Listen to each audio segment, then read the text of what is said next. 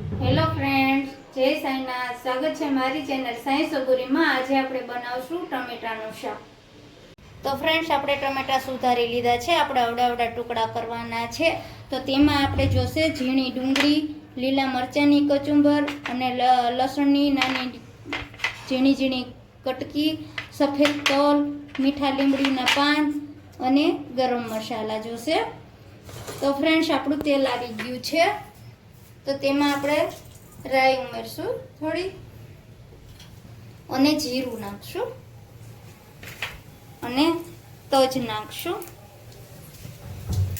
તેજપત્તું, લાલ મરચું, ચક્રફૂલના 2 પાન,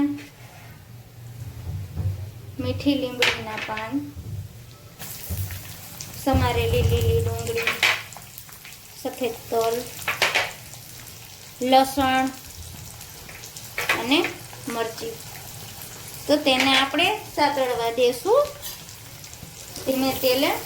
તો ફ્રેન્ડ્સ, તમારે કોઈ પણ શાક ના હોય તો ટમેટા તો હોય જ. તો ટમેટાનું શાક તમે એકવાર જરૂર બનાવજો.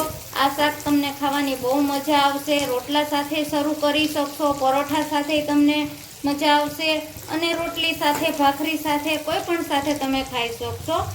અને ટમેટાનું શાકને બનતા પણ વાર નથી લાગતી. તમારું 10 મિનિટમાં ટમેટાનું શાક બની જાય છે. તો આપણે ડુંગળી સેજ ગોલ્ડન થઈ ગઈ છે. તો આપણે તેમાં હિંગ નાખશું અને હળદર નાખશું. બધા મસાલા આમાં જ એડ કરી દેવાના છે. અને આપણે કાશ્મીરી મરચું નાખશું, તેનાથી કલર બહુ સરસ આવે છે. અને ધાણા જીરું પાવડર નાખશું. અને હવે આપણે એમાં ટમેટા એડ કરી દઈશું અને આપણે આને મિક્સ કરી લેશું બધું. અને નમક નાખશું અને થોડી ખાંડ નાખશું, એટલે ખટ મીઠું શાક મસ્ત થશે. અને આને ધીમે તાપે આપણે ચડવા દેવાનું છે આમાં તેલમાં. અને હવે આપણે એને ઢાંકી દઈશું. તો ફ્રેન્ડ્સ, આપણું ટમેટાનું શાક કમ્પ્લીટ થઈ ગયું છે. તો મસ્ત આપણું ટમેટા આખા ને સરસ છે. તો તેમાં આપણે ગરમ મસાલો નાખી દઈશું હવે. અને ફ્રેન્ડ્સ, તમે એકવાર શાક આ ખાજો તો ખટ મીઠું શાક મસ્ત થશે.